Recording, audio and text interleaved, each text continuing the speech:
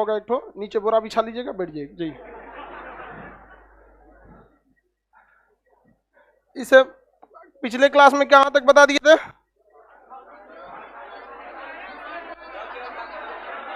बाकी हल्ला नहीं करो लोग, हैंडीकैप लोग, आप लोग नीचे वाले हॉल में बैठ जाए कीजिए। लोग बहुत ज्यादा भीड़ होने की वजह से ऊपर वाले हॉल में दिक्कत होता है, या किसी किसी हॉल में भी एडजस्ट करने की कोशिश कीजिए, क्योंकि इतना ऊपर चढ़ना बहुत मुश्किल हो जाता है।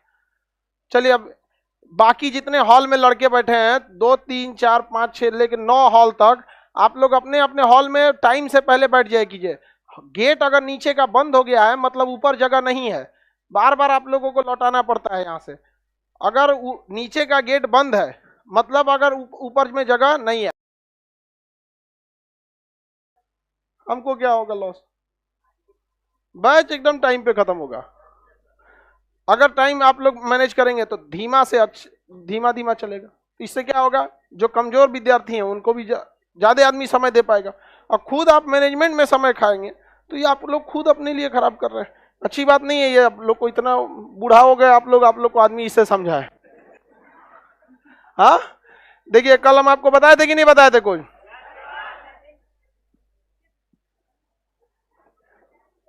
ये लाइट नहीं, ये हवा नहीं देता है, फिर पगला गया ये।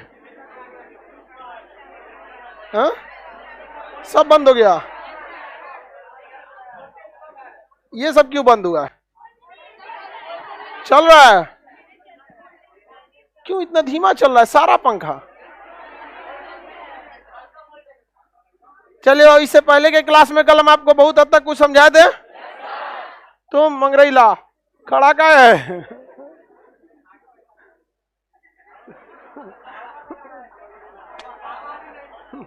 बेचारा को हवा नहीं लग रहा होगा यहाँ पे। लड़की जब कौन सी देख रही है मंगरैलवा को? यो कम नहीं है सब, बताओ। आप लोग का नौकरी नहीं लगेगा ना तो मंगरैला ही मिलेगा।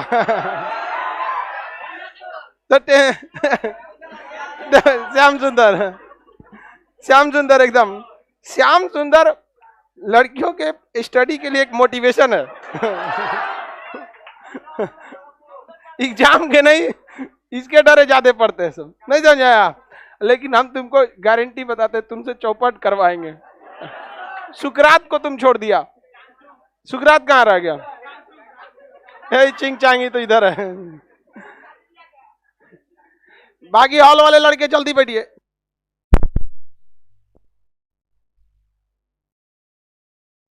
ठीक है यार, ये तो पूरा लाइटें कट गया।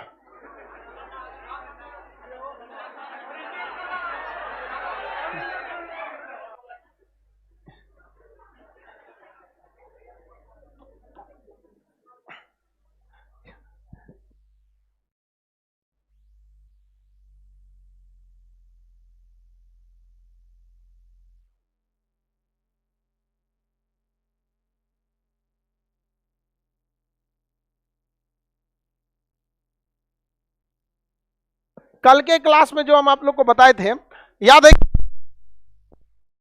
के क्लास से क्वेश्चन पूछा जाए तो बता देंगे? हाँ, बताइए, पदार्थ की कुल कितनी अवस्थाएं? हाँ, बोस आइंस्टीन कंडेंसेट मॉडल भी बता दिए थे। बोस आइंस्टीन कंडेंसेट ठोस होता है कि द्रव होता है? ठोस। और वो ज्यादा लिक्विड का रूल को भी फॉलो नहीं करती। पीछे दिख रहा है आप लोग को? पीछे की टीवी पे दिख रहा है ना? थोड़ा सा अभी इस टाइम पे ना, गर्मी के दिन में तो लाइट वगैरह फ्लक्चुएट करने लगता है तो थोड़ा बहुत हो जाता है। चलिए अब आगे देखते हैं हम लोग। सॉलिड अवस्था में होता है। देखो भाऊ, इससे पहले क्लास में हम आपको जितना बताए थे उससे कोई क्वेश्चन पूछेगा, उस क्वेश्चन को अगर आपसे पूछा जाए तो आप बता सकते हैं उसमें। चोटा बंद हो गया।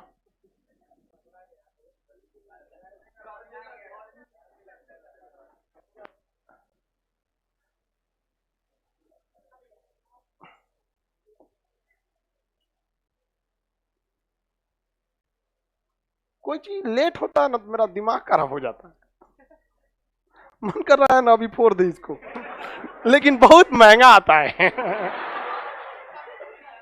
लेकिन कसम से बता रहा, मन करता है फोड़ दे, लेकिन 3.5 लाख का है। बहुत दिक्कत हो गया। बताइए इसको बंद होने की क्या जरूरत थी। चलिए क्वेश्चन बताइए, ये क्वेश्चन है आपका, क्वेश्चन देखते रहिए। हाँ आगे बढ़े। ये क्वेश्चन पूछा हुआ है 2018 का। निम्नलिखित में से किस अणुओं के बीच आकर्षण बल सबसे अधिक होता है? किसमें होता है? ठोस में होता है। अगला बताएंगे, लो देखिए, पदार्थ के संदर्भ में निम्नलिखित में से कौन सा एक सही नहीं है? ये कब का है? 2019 का है। पदार्थ के कणों के बीच कोई आकर्षण बल नहीं होता है, गलत है।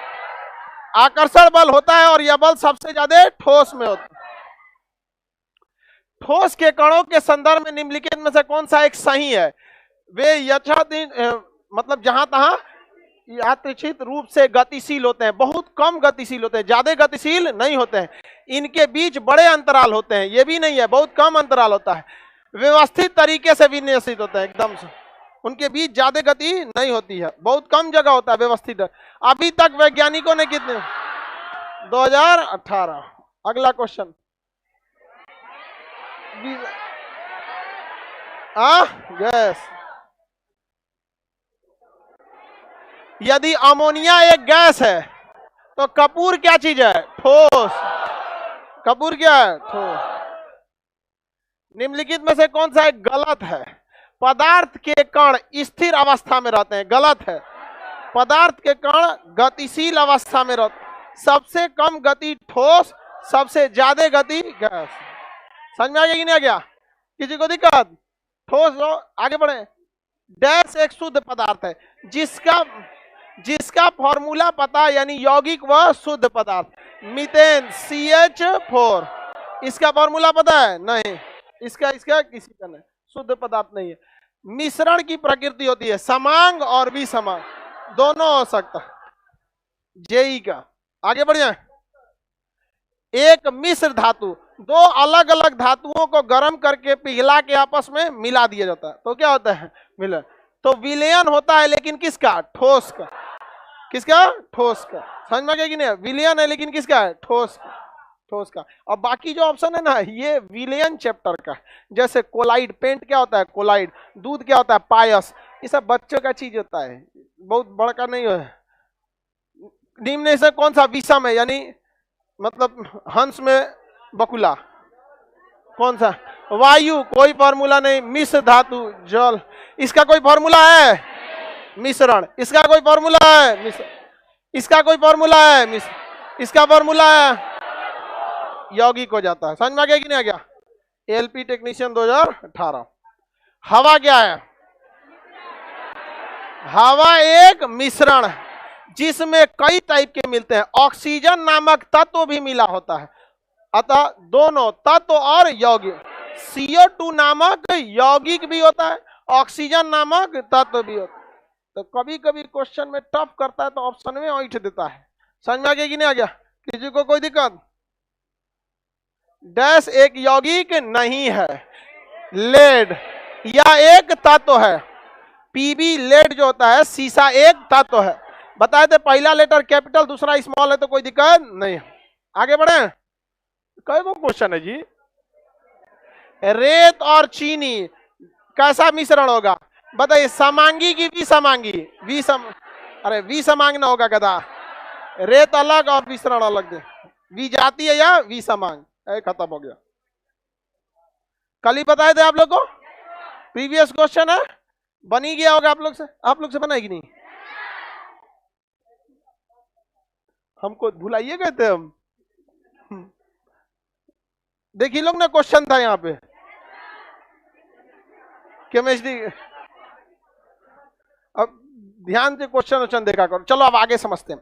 परमाणु संरचना। दुनिया का हर एक पदार्थ किसी न किसी छोटे से छोटे परमाणु से मिलकर बना है। इसे सबसे पहले भारत में ऋषि कनाड ने कह दिया था, लेकिन इसे व्यवस्थित ढंग से सबसे पहले जॉन डाल्टन ने कहा था। अब आप ऐसा न कह दीजिए क्योंकि बुझेबे ना करे, तो कहले फायदा कौन चीज है?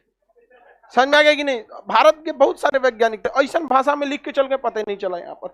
और वो भी एक ये रीजन था। दूसरा, विदेश में हम लोग को उतना तरजीह नहीं दिया जाता था। जैसे सत्येंद्र नाथ बोस ने ही पूरा सिद्धांत दिया था पदार्थ की 5वीं अवस्था का। लेकिन जब उसको आइंस्टीन ने कहा कि इसको छापो, तब ससुराल ने छापा उसको, तो नाम हो गया बोस आइंस्टीन कंडेंसेट। हालांकि वो तो बोस केवल बोस कंडेंसेट होना चाहिए, नहीं समझ में आया। आज भी गॉड पार्टिकल की जो खोज की जाता है, हिग्स बोसॉन, किसका खोज किया जाता है? Higgs boson. वो बोसॉन क्या है? पांचवी अवस्था। उसी पर रिसर्च चल रहा है कि नहीं हो रहा? अभी बहुत लंबा प्रोसेस चलेगा। तो पदार्थ दुनिया का हर चीज होता है वो छोटे छोटे कणों से मिला है, जिसे क्या कहा जाता है? परमाणु कहा जाता है। परमाणु पहले यही समझा जाता है था कि परमाणु को अब तोड़ा नहीं जा सकता है। एकदम छोटे से छोटे कण को क्या कहा जाता था? परमाणु। पहले यही समझा जाता था कि परमाणु को तोड़ा नहीं जा सकता है, लेकिन बाद में इन परमाणु को कई भागों में तोड़ा गया। Electron, proton, neutron, mason, by mason, neutrino, anti neutrino, कई भागों में तोड़ दिया गया। अतः परमाणु के अंदर जो चीजें रहते हैं, परमाणु पहले समझा जाता था कि परमाणु यानी एटम जो है उसे तोड़ा नहीं जा सकता, लेकिन एटम यानी परमाणु, एटम यानी परमाणु, क्या इसे तोड़ा जा सकता है? अब इसे तोड़ा जा सकता है, कई भागों में तोड़ा जा सकता है, जिसमें फेमस क्या चीज है? इलेक्ट्रॉन, प्रोटॉन और न्यूट्रॉन। इसके अलावे भी है आपका मेसान है, बोसान है, न्यूट्रिनो है, एंटी न्यूट्रिनो, कई सारे चीज होते हैं। लेकिन ये जो है ये हमेशा पाया ही पाया जाता है, बाकी कोई पाया जाए या ना पाया जाए। तो परमाणु के अंदर जो चीजें पाई जाती हैं उन्हें मौलिक कण कहते हैं। क्या कहते हैं? मौलिक, मूल कण, फंडामेंटल पार्टिकल्स। क्या कहेंगे? Fundamental particle.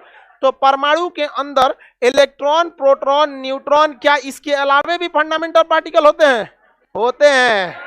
अभी ना बताएं, मेसान, पाई मेसान, न्यूट्रिनो, एंटी न्यूट्रिनो, तो बहुत सारे फंडामेंटल पार्टिकल्स पाए जाते हैं। लेकिन ये फंडामेंटल पार्टिकल बहुत ज्यादा फेमस है, ये हमेशा रहेगा ही रहेगा। जैसे सब्जी में प्याज पड़बे करेगा, बाकी मसाला का पता नहीं है, लेकिन उस ससुरा वावेल की तरह चल आता है। समझ में आ गया कि ना गया? अरे बहुत सारी चीजें, बहुत सारा चीज है जिसमें प्याज नहीं पड़ता है। लौकी का सब्जी में प्याज पड़ता है? हाँ, आज तुम जबरदस्ती डाल दे प्याजे का सब्जी बना दे तो हम क्या करेंगे?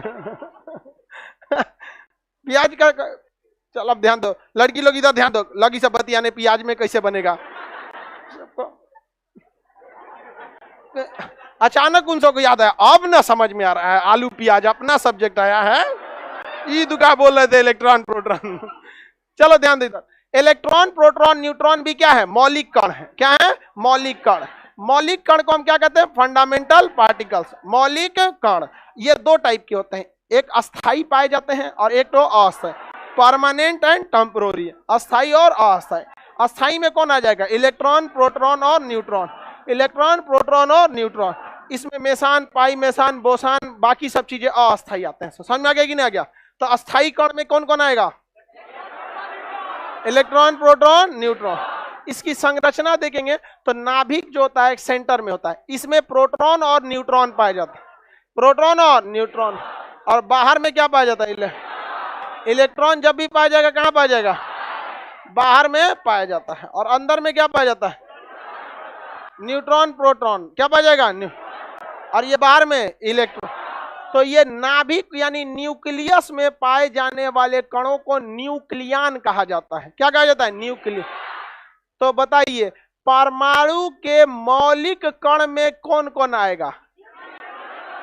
Electron, proton, neutron, neutrino, anti neutrino, कुछ बोलते रहो, कुछ कुछ चलते रहेगा। हाँ, कुछ भी बोलते रहो। हाँ, तो अब इना के अपने फूफा का नाम बोलने लगो। कहता कहीं का कुछ बोलने का मतलब उसी से मिलता जुलता कुछ भी फेंकते रहो, रुकना नहीं चाहिए। समझना क्या कि नहीं आ गया?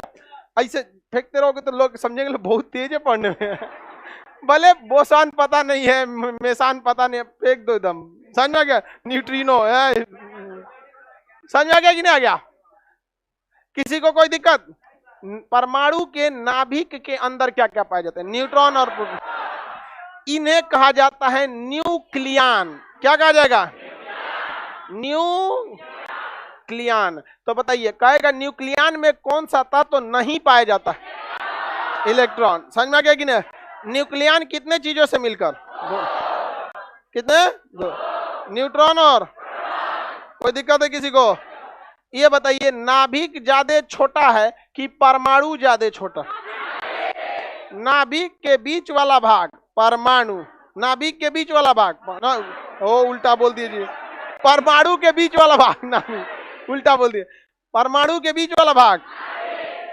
दिमाग काम करता है आप लोग का, समझ में आ रहा है कि नहीं आ रहा? कोई दिक्कत? तुम सिंजू आबे चिंगचंग, कोई दिक्कत? चलिए आगे देखते हैं। ये हो गया कौन सा? न्यूट्रॉन और प्रोटॉन। न्यूट्रॉन और प्रोटॉन, नाभिक छोटा होता है और परमाणु बड़ा। तो नाभिक की जो त्रिज्या नापी जाती है, रेडियस, ये बहुत छोटी होती है, और वही परमाणु की त्रिज्या जो होती है वो बड़ी होती है। तो परमाणु की त्रिज्या को हम नापते हैं एंगस्ट्रॉम में। इसका मतलब होता है एक, ये होता है एंगस्ट्रॉम। एक एंगस्ट्रॉम बराबर 10 के पावर -10 मीटर, -10। और अगर वही अब बात करेंगे नाभिक की त्रिज्या, तो इसको फर्मी में नापा जाता है, बहुत छोटा होता है। किसमें नापा जाता है? फर्मी में। एक फर्मी बराबर 10 के पावर -15 मीटर, -15 मीटर। मतलब 1 मीटर ये टुकड़ा ले लीजिए, ठीक है, और इसको अगर आप एंगस्ट्रॉम में बदलना चाहते हैं तो इसे भाग दीजिए कितना से? 10 के पावर -10, यानी भाग देना है 10 को 0 लगा दीजिए। कितना भाग देंगे तो कितना छोटा बचेगा? पहली बात, दुइये से भाग देते में क्या आते पता नहीं चलेगा, आधा हो जाएगा यहाँ पे। तो बताइए ज्यादा छोटा -15 की -10? तो नाभिक की त्रिज्या फर्मी में, परमाणु की त्रिज्या, नाभिक की त्रिज्या, नाभिक की त्रिज्या, नाभिक की त्रिज्या और परमाणु की त्रिज्या। बाकी हॉल के लड़के लोग भी बोलते रहना, बाकी पूरा डिस्टर्ब करके रख देता है सब। कल से सीढ़ी बंद, मतलब हॉल नंबर 1 आपका क्या हो गया? सबसे ज्यादा खचरई हॉल नंबर 2 का लड़का करता है सब। ज्यादा नौटंकी करोगे बाहर से मार के ताला अगले दिन खोलेंगे। हाँ, हिटलर वाला काम कर दे, मार देंगे बाहर से ताला। आगे बढ़े। परमाणु समझ में आ रहा है? परमाणु के बाहर कौन चक्कर लगाता? नाभिक के अंदर न्यूट्रॉन और प्रोटॉन। आगे बढ़े। देखिए परमाणु के अंदर नाभिक होता है, इसकी खोज रदरफोर्ड ने किया था। रदरफोर्ड ने अल्फा प्रकीर्णन से खोज किया था। रदरफोर्ड ने एक परमाणु लिया इस तरह से, और इसको पता नहीं था कि क्या चीज है। रदरफोर्ड को कोई आइडिया नहीं था, बस उसको इतना पता था कि बिचवा में कुछ है। तो रदरफोर्ड ने अल्फा प्रकीर्णन का प्रयोग किया। उसने अल्फा किरणों की बौछार किया। किसके बौछार किया? अल्फा। कई किरण होते हैं, जैसे लेजर लाइट होता है, बीटा लाइट होता है, अल्फा लाइट होता है, वैसे ही क्या होता है? Alpha light. तो इसमें उसने क्या किया? अल्फा लाइट छोड़ा, अल्फा लाइट। तो ये छोड़ दिया, इससे क्या चीज? Alpha light. इसमें देखा उसने कि 90% अल्फा लाइट क्या हो गया? पार हो गया। 90% अल्फा लाइट पार हो गया। तो इस पर उसने पहला सिद्धांत दिया कि परमाणु का अधिकांश भाग खोखला होता है। परमाणु का अधिकांश भाग खोखला, परमाणु का अधिकांश भाग खोखला होता है। कोई दिक्कत है किसी को? किसी किसी का दिमाग भी खोखला होता है। आप लोग में से भी होगा, बहुत लोग का, आप लोग में भी होगा। समझ में आ गया कि नहीं आ गया? परमाणु का अधिकांश भाग खोखला। इसके बाद उसने देखा कि जो कण इस नाभिक के पास से गई थी वो मुड़ गई। क्या हो गया? मुड़ गया। जो कण इसके नाभिक के पास गई थी वो मुड़ गया। अब चूंकि अल्फा कण जो होती है, अल्फा किरण अपने आप में पॉजिटिव होता है, और यहां से यह मुड़ा है, इससे यह सिद्ध हो जाता है कि यहां पे भी पॉजिटिव है। अगर निगेटिव रहता तो खींच लेता, आकर्षित कर लेता, प्रतिकर्षित किया। इसका मतलब क्या है? समझ में आ रहा है कि नहीं आ रहा? एक लड़का कर रहा है, समझ में नहीं आ रहा है। दिमाग चाहिए, दिमाग लगाओ। समझ में आ गया कि नहीं आ गया? चलिए ध्यान से समझो इधर। इसका मतलब जब उसने किरण को छोड़ा इधर से, तो उसने क्या देखा कि अधिकांश किरणें क्या हो गई हैं? पार हो गई हैं, जिससे यह पता चलता है कि परमाणु का अधिकांश भाग खोखला है। इसमें से कुछ किरणें जो नाभिक के पास से गई थी वो जो क्या हो गई?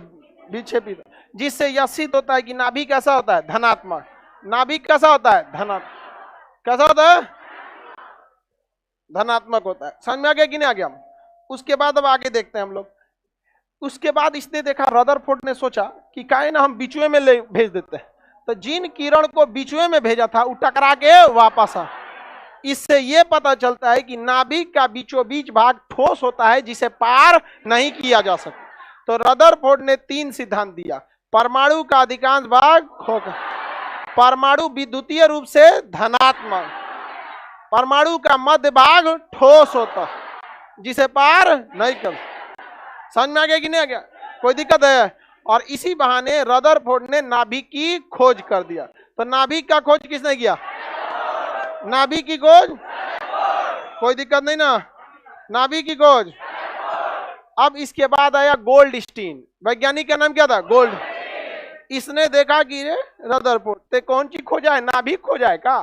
तो गोल्डस्टीन जाके नाभिक को इसे खखोर रहा था, इसे तो खखोर के उसमें से कुछ निकाला और रदरफोर्ड को देखा है कि देखते चाचा ये कौन चीज निकला है, नाभिक यही है क्या? तो कहा ना कौन चीज नोच लिया है तुम? कहा कि नहीं आपको नहीं पता है? कहा ना हमरा तो ना पता। कहा कि भाग हम वैज्ञानिक, ये भी है कुछ, प्रोटॉन है। क्या है? प्रोटॉन। तो नाभिक की खोज रदरफोर्ड और प्रोटॉन की खोज गोल्डस्टीन, प्रोटॉन की खोज गोल्डस्टीन, प्रोटॉन की खोज। अब रदरफोर्ड चिल्ला रहा है ना नाभिक हम खोजे थे तो हमारा हुआ, आपका कहां से हो गया? हमारा हो गया। ये क्या चीज? प्रोटॉन। तो प्रोटॉन की खोज एक हुआ चैंडविक। कौन है? चैंडविक। चंडाल टाइप से नाम मिल रहा है, हा? नहीं मैनेज कर रहा है। चैंडविक आया, उसने कहा कि क्या खोजा है रे? गोल्डस्टीन ते में से कौन सी? वो खखोरा इसमें से कहा देख तो ये प्रोटॉन है। तो कहा कि ना रे कौन सी उखाड़ ले आए तुम? तो कहा कि पता चला कि ये तो न्यूट्रॉन है। तो बताइए न्यूट्रॉन की खोज चैंडविक, न्यूट्रॉन की खोज चैंडविक ने किया। किसने किया? प्रोटॉन की, प्रोटॉन की, न्यूट्रॉन की गधा।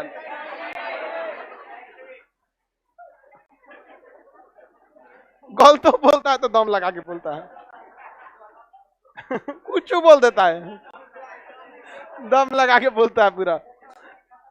आगे बढ़े, चलिए अब ध्यान दे। इसके बाद है जे थॉमसन। कौन है? जे वो पगला यहाँ नाभिक खोज रहा था कहा कि देख तो ये कौन सी मिला है हमको? उसको क्या मिल गया? इलेक्ट्रॉन। क्या मिल गया? इलेक्ट्रॉन। जहां तहां से सब खोजा है, सब समझ में गया? तो इलेक्ट्रॉन की खोज, इलेक्ट्रॉन की खोज जे। प्रोटॉन की खोज गोल्डस्टीन, गोल्डस्टीन। और न्यूट्रॉन की खोज नाभिक की खोज रदर, नाभिक की खोज ये परमाणु मॉडल रदरफोर्ड, अल्फा प्रकीर्णन रदरफोर्ड, परमाणु मॉडल रदरफोर्ड। अब इसके बाद नए नए चीजों की खोज होती गई और भी रिसर्च हुआ, तब पता चला। ये तो आपको पता है ना,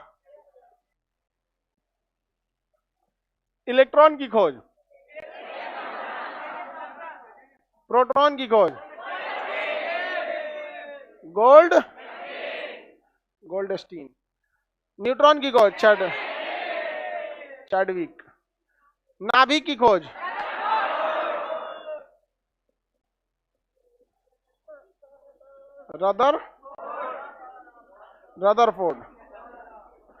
रदरफोर्ड ने किया था। किसी को दिक्कत नहीं ना? परमाणु मॉडल रदर। आगे जाके अब जब रिसर्च इस पे चालू हुआ तो परमाणु के नाभिक तो धनात्मक होता है, परमाणु का नाभिक धनात्मक। इसके बाहर कौन चक्कर लगाता है? कौन चक्कर लगाएगा? इलेक्ट्रॉन चक्कर लगाते हैं। इलेक्ट्रॉन क्या करेंगे? चक्कर लगाते हैं। यह सिद्धांत किसने दिया था? रदरफोर्ड ने सिद्धांत दिया। बाहर में कौन चक्कर लगाता है? इलेक्ट्रॉन चक्कर लगाता है। एक वैज्ञानिक आया मैक्सवेल, मैक्सवेल ने कहा कि कैसे हो सकता है, ये चक्कर लगाते लगाते थक के गिर जाएगा इसमें। तो लोगों ने कहा कि ठीक है बोल रहा है, थकेगा तो गिर पे करेगा इधर जाके कहीं, कैसे? तो रदरफोर्ड को बुलाया गया, बताओ रे तुम बताओ। कहा तो हमारा तो दिमाग ही काम ना कर रहा है, लेकिन ये थकता नहीं है। तब आगे आए नील्स बोर, उन्होंने अपना बोर मॉडल ऑफ एटम प्रस्तुत किया। बोर ने अच्छे से समझाया था। उसने कहा कि जो नाभिक के अंदर प्रोटॉन होता है, नाभिक के अंदर क्या होता है? प्रोटॉन। प्रोटॉन के ऊपर पॉजिटिव चार्ज होता है। किसके ऊपर? प्रोटॉन के पॉजिटिव चार्ज होता है। और न्यूट्रॉन पर कोई चार्ज नहीं होता। न्यूट्रॉन कोई चार्ज नहीं होता है, वो कैसा होता है? उदासीन।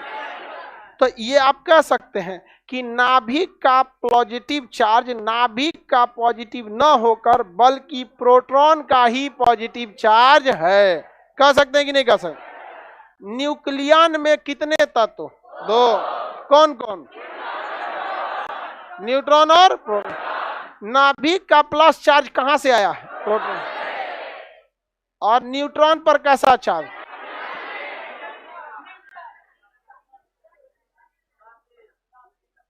न्यूट्रॉन उदासीन और electron negatively charge. Electron negative charge होता है। समझ में आ गया कि नहीं आ गया? इलेक्ट्रॉन कैसा चार्ज होता है? निगेटिव चार्ज होता है। गधा सब इधर देखो ध्यान से, गर्ल्स के जस्ट पीछे जो बैठा है सब दलितर सब ऐसे करके बैठो, सीधा बैठो, भोज में ना आए हो। अजब टाइप का लोल रहता है सब, कुछ कुछ ऐसा रहता है सब मरियल टाइप का, लगता है कि ये महीना खींच ले जाएगा कि नहीं। ऐसा रहता है, लगता है जुलाई पार हो जाएगा कि नहीं। सर को हम कहते हैं कि भाई 15 अगस्त खींच ले जो एक बार का। पता नहीं कैसे। अरे भाई खाओ पियो बढ़िया से, तब ना शरीर में दम रहेगा, तब ना पढ़ने में ठीक लगेगा। चलिए अब देखिए, मैक्सवेल का सिद्धांत यही था कि आखिर ये घूमता है तो गिर के खत्म क्यों नहीं हो जाता है। बोर ने समझा दिया कि देखिए हर एक परमाणु जो है, हर एक इलेक्ट्रॉन इसलिए घूमता है कि नाभिक पॉजिटिव होने के चक्कर में उसे निगेटिव होने की वजह से खींचता है और ये उधर खींचाना नहीं चाहता है। तो जब तक इसका प्लस जिंदा है और जब तक इसका माइनस जिंदा है, दोनों में खींचतान होते रहे और इसी खींचातानी के चक्कर में क्या होगा? घूमते रहे। अतः जिस कक्षा का इलेक्ट्रॉन है यदि उसी कक्षा में घूम रहा है तो वह ऊर्जा को लॉस नहीं करे, लेकिन अगर ये चक्कर पकड़ करके दूसरी कक्षा में चला गया, तब दूसरी कक्षा में जाएगा, तब ये अपनी ऊर्जा को खो देगा और वापस आके गिर जाएगा अपनी ओरिजिनल कक्षा में। और यहां आएगा तो घूमने के लिए मेहनत की जरूरत नहीं है, क्योंकि यहां प्लस और माइनस क्या रहेगा? बैलेंस रहे। उसी तरह इस कक्षा का इलेक्ट्रॉन का प्लस माइनस इसी कक्षा के साथ क्या है? बैलेंस है। जैसे कोई विद्यार्थी है 8वीं कक्षा में पढ़ रहा है, अचानक उसको चक्कर पकड़ लाल पीला हरा के चक्कर में उछल गया 9वीं कक्षा में। कभी कभी चल जाता है सर, सीनियर उनसे को पसंद आ जाता है। अब जाएगा वो कहां से? 9वीं कक्षा को छोड़ के किस में? 8वीं से कहां चल गया? आज जाते वहां मास्टर साहब सवाल पूछ दिए, अरे बताओ रे चीज, तो बता नहीं पाएगा, पोल पट्टी खुल जाएगा, वापस भेज जाएगा कहां पे? कहीं 8वां से ही चल गया मैट्रिक में तो और जल्दी लौटने वाला है। समझ में आ गया कि नहीं आ गया? और जल्दी लौटेगा। तो कोई भी चीज अपनी ऊर्जा को कब, कोई इलेक्ट्रॉन अपनी ऊर्जा को कब नहीं खोता है?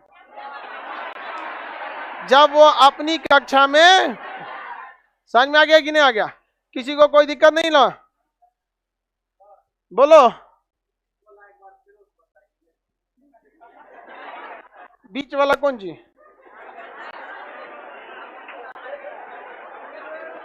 हल्ला नहीं करो। हाँ हाँ,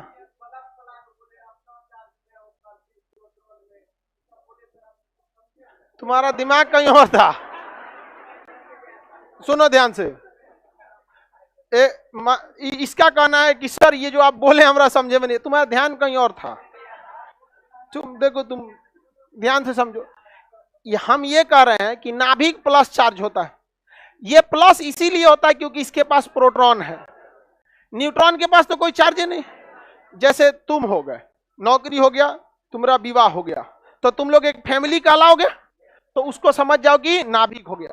तुम्हारी पत्नी के पास 1 रुपया नहीं है और तुम्हारे फैमिली के पास 100 रुपया है, तो यह फैमिली का पैसा किसका है? तुम्हारा है, क्योंकि तुम्हारी पत्नी के पास तो 1 रुपया नहीं था और फैमिली के पास 100 रुपया, तो तुम्हारे पास ही ना वो 100 रुपया होगा। नहीं समझा इसको?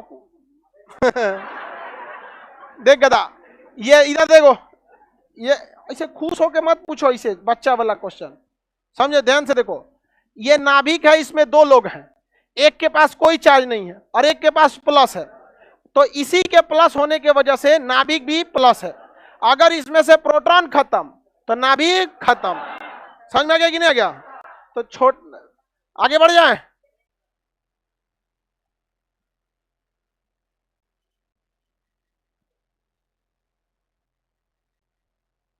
आगे बढ़ जाते हैं। देखिए ध्यान से, कोई भी इलेक्ट्रॉन यदि खुद की कक्षा में चक्कर लगाएगा तो उसे ऊर्जा की जरूरत है। आप अपने क्लास में पढ़ेंगे तो कोई दिक्कत है? जहां नीचे वाले क्लास में चल जाएंगे दिक्कत हो जाएगा। अच्छा, ऊपर वाले क्लास में जाएंगे दिक्कत हो जाएगा। अगर मान के चलिए आप मैट्रिक में, तो मैट्रिक में पढ़िए, चल जाएंगे बीएससी में लहराने के लिए, ऐसे घूमने लात मार के दे देगा, भाग यहाँ से। मैट्रिक में जो इधर कुछ समझ में नहीं आएगा, लौट आएंगे यहाँ पर और चल जाएंगे 8 में, अजब टाइप के लगेंगे वहां पे। तो अपनी कक्षा में रहने पर कोई दिक्कत नहीं होता। आगे बढ़ जाए। ये किसने सिद्धांत दिया? बोरबरी ने। किसने दिया? बोरबरी। किसने? बोर। तो बताइए बोरबरी का ये मॉडल है कि नहीं है? जबकि मैक्सवेल ने कहा था कि रदरफोर्ड गलत बोल रहा है। देखिए मॉडल तैयार किया रदरफोर्ड, लेकिन रदरफोर्ड समझा ही नहीं पाया क्या हो रहा है। रदरफोर्ड कहा था कि इलेक्ट्रॉन थकते नहीं है सब, तो ऐसे थोड़े बोल दीजिएगा फिजिक्स केमिस्ट्री में आके थकते नहीं है सब। काहे नहीं थकेगा भाई, समझाइएगा तब तो मैक्सवेल आके सवाल उठा दिया, गड़बड़ बोल रहा है। तो बोरबरी ने क्या कर दिया? समझा दिया। क्वेश्चन सुनिए ध्यान से, सुनिए ध्यान से। जब कोई इलेक्ट्रॉन अपनी कक्षा को छोड़कर अपने से उक्त कक्षा में जाना चाहे तो उसे अधिक ऊर्जा लेना पड़ेगा या अपनी ऊर्जा को खोना पड़ेगा? कितने लोग कह रहे हैं कि अधिक ऊर्जा लेना पड़ेगा? और वैसे लोग हाथ उठाए जिनका कहना है कि अपनी ऊर्जा को खोना पड़ेगा। तो जिनका खोना पड़ेगा उनकी संख्या ज्यादा है। गलत है। देखो गधा लोग और गधई लोग दोनों लोग ध्यान से सुनो। अगर कोई मैट्रिक से बीएससी में जाना चाहता है तो उसे ऊर्जा ग्रहण करना पड़ेगा कि जोनो बचल है गंवाना पड़ेगा? और पढ़ना पड़ेगा और नॉलेज लेना पड़ेगा तब ना जाएगा। तो जब भी कोई इलेक्ट्रॉन अपनी कक्षा को छोड़कर दूसरी कक्षा में जाना चाहता है तो उसे बाहर से ऊर्जा दे, तब यहां पर ये जाएगा। समझ में आ गया कि नहीं आ गया? और तब तक रहेगा जब तक उसके पास वह एक्स्ट्रा ऊर्जा खत्म नहीं हो जाती। अगर मान के चलिए यहां से इसको हम 100 ऊर्जा दिए तो हिल जाएगा इस वाले में, और 100 में से खर्चा किया 20 को, बचा कितना लिया? 80। तो क्या ये वापस आएगा? नहीं। जब तक यह पूरी ऊर्जा खर्चा नहीं कर दे वापस नहीं आएगा। समझ में आ गया कि नहीं आ गया? तो अगर कोई इलेक्ट्रॉन उच्च कक्षा को छोड़कर निम्न में आना चाहता है तो उसे अपनी ऊर्जा को खोकर खत्म करना पड़ेगा, तब नीचे जाएगा। और यदि कोई निम्न कक्षा का इलेक्ट्रॉन है उच्च कक्षा में जाना चाहता है तो बाहर से ऊर्जा लेना पड़ेगा। अतः समझ में आ रहा है कि नहीं? अगर कोई मैट्रिक का लड़का है 11th में जाना चाहता है तो बाहर से ट्यूशन पढ़ के ग्रुप डिस्कशन करके कैसे भी करके ऊर्जा को ग्रहण करके तब 11 में जाएगा। समझ में आ गया कि नहीं आ गया? और अगर कोई मैट्रिक का विद्यार्थी है उसे 9वीं में जाना चाहता है तो अपनी ऊर्जा को खोएगा, लपुआगिरी करेगा, खो जाएगा, अब फिर कहां चल जाएगा? पीछे। कहां चल जाएगा? पीछे। किसी को कोई दिक्कत? यार कितनी बार कहोगे गुरु पूर्णिमा? सब लोग को आशीर्वाद, गुरु पूर्णिमा के दिन सब लोग को आशीर्वाद एकदम। तुम लोग को भी ऑनलाइन आशीर्वाद। हाँ?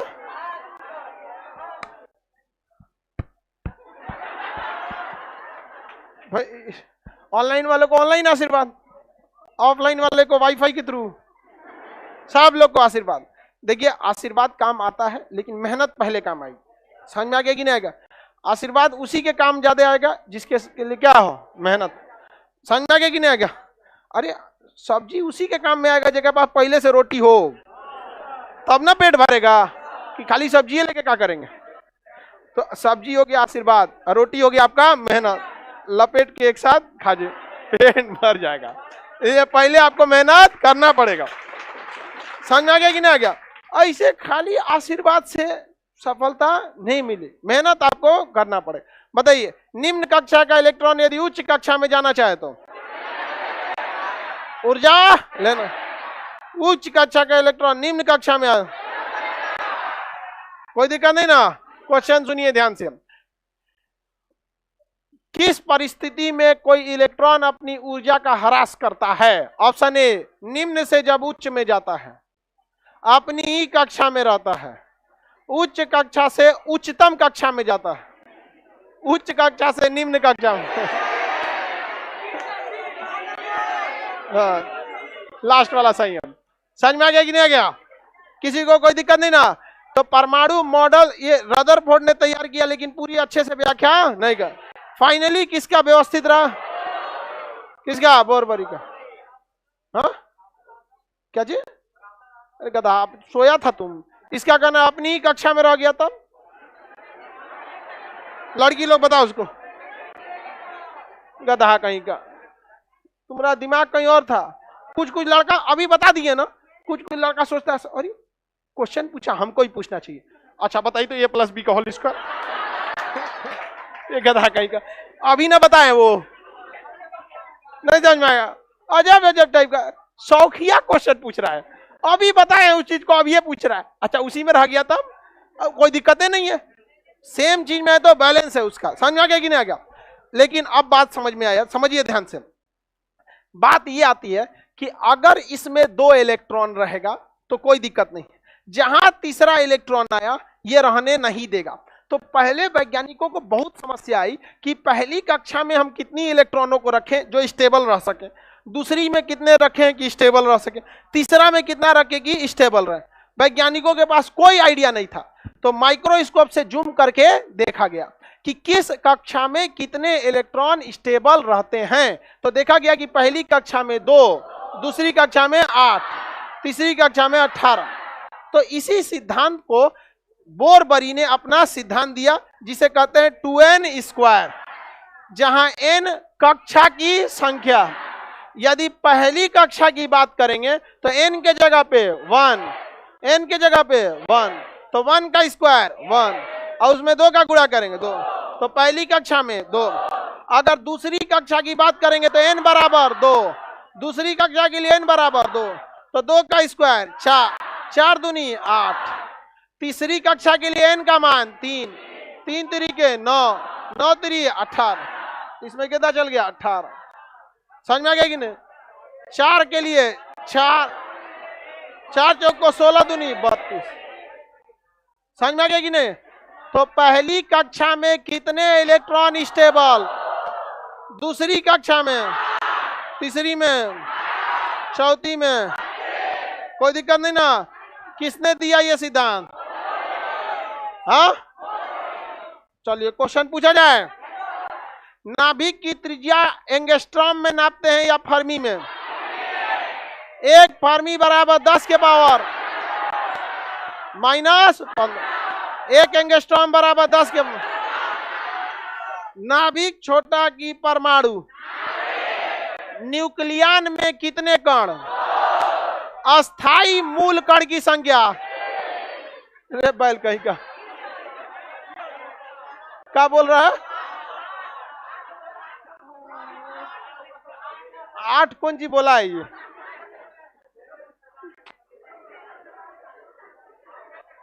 बकुला तुमको हम बता रहे हैं ना, तुम अपने घर में ना पिटाएगा तब कहना। हाँ बेलन वोलन से थोड़े लात से पिटाएगा। बताओ ऐसा कुछ पूछेगा कुछ, बताओ। इसका बहुत दिक्कत, क्वेश्चन पूछते हैं कुछ, आंसर देता है कुछ। है रामगुप्त मत बताओ। रामगुप्त नहीं है, आगे बढ़ते हैं। क्वेश्चन पूछेंगे कुछ, अब बता देगा कुछ। अभी हम पूछ रहे हैं अस्थाई मूल कर 8, बताओ ये तो कहीं ऑप्शन में नहीं है। जॉन डाल्टन से पहले परमाणु सिद्धांत किस भारतीय ने दिया? कनाड। किसने दिया? अस्थाई मूल कण की संख्या 3, अस्थाई तो बहुत ज्यादा। न्यूक्लियन में कितने? परमाणु का नाभिक धनात्मक की ऋणात्मक? या धनात्मक किसके वजह से? प्रोटॉन। न्यूट्रॉन पे कोई चार्ज होता है? न्यूट्रॉन की खोज, न्यूट्रॉन की खोज।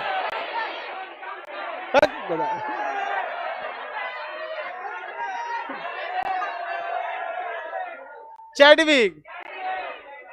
न्यूट्रॉन की खोज इलेक्ट्रॉन का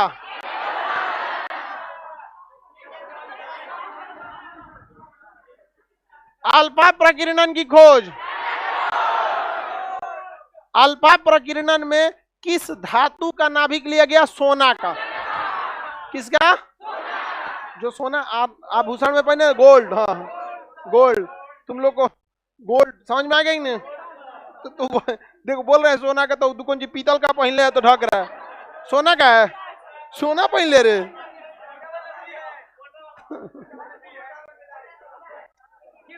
ये सब तो लड़का उड़का भी सब पहनता है सब रे। कह रहा है कि सोना पहनना अच्छा होता है। जिसके पास सोना है उसका दिन कहाँ खराब है? गधा कहीं का, सोना से सुरक्षा तोड़े टांग ले जाएगा सब। चलो अब ध्यान देते हैं। नाभिक धनात्मक होता है कि ऋणात्मक? नाभिक का अधिकांश भाग भरा हुआ या खोखला? नाभिक भरा हुआ। परमाणु, परमाणु कोई दिक्कत नहीं ना? परमाणु कैसा होता है? और नाभिक भरा हुआ। क्वेश्चन बताते चलिए। रदरफोर्ड के अनुसार नाभिक में कितने तत्व पाए जाते हैं?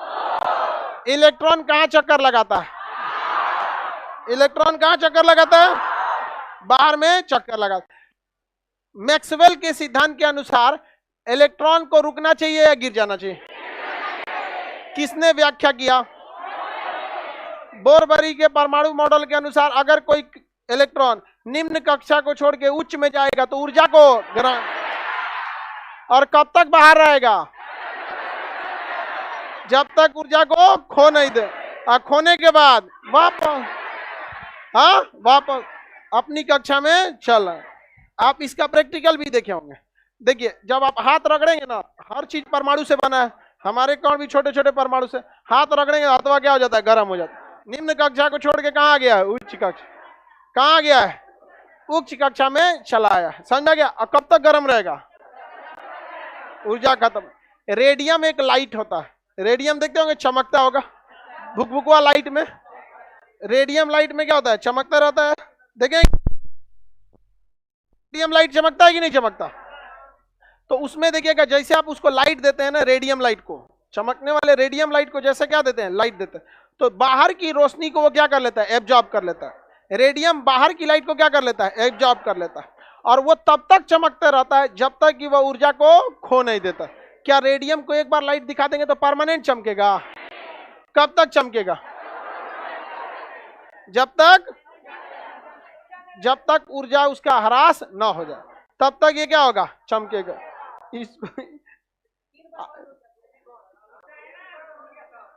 नहीं, थोड़ा सा लाइट फ्लक्चुएट कर रहा होगा यहाँ पे। इसको ना डायरेक्ट कर दो इन्वर्टर से। एक यूपीएस होता है, यूपीएस, वो 1 सेकंड के लिए भी लाइट नहीं कटने देता है। तो इसको हम लगाए हैं यूपीएस से। सोच रहा यूपीएस से कट गया। वही कट गया, यूपीएस से कट गया था। होता है कभी कभी। टेक्निकल चीजों पे हमेशा भरोसा नहीं। कभी भी ये उच्च कक्षा को छोड़ के कहां आ सकते हैं? इसलिए हमेशा कहां रहना चाहिए? अपनी कक्षा में। किसी को कोई दिक्कत नहीं ना? बोरबरी ने कक्षा में इलेक्ट्रॉनों को भरने के लिए कौन सा फॉर्मूला दिया? 2n²। पहली कक्षा में, दूसरी कक्षा में, तीसरी कक्षा में, चौथी में, पांचवी में, छठवीं में, छठवीं कक्षा में, छठवीं कक्षा में।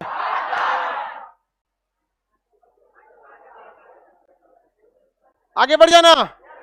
क्वेश्चन तो आप लोग बता ही सकते हैं। जे थॉमसन ने किसकी खोज किया?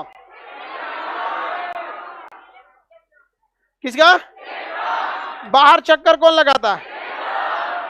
नाभिक के अंदर कौन कौन होता है? किस पर कोई चार्ज नहीं होता है? अब एक बार क्वेश्चन खकोर के पूछ रहा था कि सबसे भारी कौन होता है? ये बताओ। आप में से लड़का में, आप लॉज में देखे होंगे, जो सबसे भारी होगा ना वो एकदम चुपचाप बैठल रहता होगा। समझ में आ गया कि नहीं? एकदम। हमारे साथ एक लड़का पढ़ता था, इतना कोढ़िया था। एक दिन हमको बुलाया कि भाई भाई भाई क्या है? कर रहा है पानी उठा दो तो चौकिया पे लेटा था, पानी मांग रहा था। तो जितना कम गति करेगा उतना हैवी। तो न्यूट्रॉन ना प्लस ना माइनस ना कोई गति, चुपचाप बैठल है। तो सबसे भारी उससे भारी प्रोटॉन, उससे भारी अब प्रोटॉन से भी भारी इलेक्ट्रॉन ना, गलती बोल दिया। सबसे भारी न्यूट्रॉन, सबसे भारी इससे हल्का प्रोटॉन और सबसे हल्का, इसीलिए ना चक्कर पकड़ करता है। हल्का चीज फटाफट क्या कर लेती है, चक्कर लगा। सबसे हल्का, सबसे भारी, अब बीच में भारी हल्का बता सकते हैं? किसी कोई दिक्कत नहीं ना? रदरफोर्ड ने किसकी खोज किया? कोई चार्ज विहीन कौन होता है? चार्ज विहीन सबसे ज्यादा भार न्यूट्रॉन के पास भार बहुत ही ज्यादा होता है। अब अगर ये न्यूट्रॉन टूटेगा तो बहुत तबाही मचाएगा। भारी चीज टूटा है तो ज्यादा तबाही मचाता है ना। अब मान के चलिए आप किसी के ऊपर चम्मच चला दिए तो कम तबाही मचाएगा, और लोटा चला दिए ज्यादा, दो के ओखली चला दिए ले भयानक कुछ काज देगा। हाँ, तो सबसे ज्यादा भेदने की क्षमता न्यूट्रॉन किसकी होती है? आगे बढ़ जाएं। सबसे भारी, सबसे हल्का न्यूक्लियन किसे कहेंगे? न्यूट्रॉन और परमाणु का अधिकांश भाग खोखला, नाभिक का अधिकांश भाग भरा हुआ। नाभिक धनात्मक की ऋणात्मक। अल्फा प्रकीर्णन में किस धातु का प्रयोग? सोना। किस किरण का प्रयोग? अल्फा। हाँ, नाभिक की खोज, प्रोटॉन की खोज, इलेक्ट्रॉन की खोज। जब कोई इलेक्ट्रॉन अपनी उच्च कक्षा को छोड़कर निम्न में जाएगा तो ऊर्जा का ह्रास, और उच्च निम्न को छोड़ के उच्च में जाएगा तो हाँ क्या करेगा? चलिए समझ में आ गया कि नहीं आ गया? अब आगे का क्लास कल समझा। नीचे हॉल वाले लड़के आप लोग बैठ ऊपर की ओर मत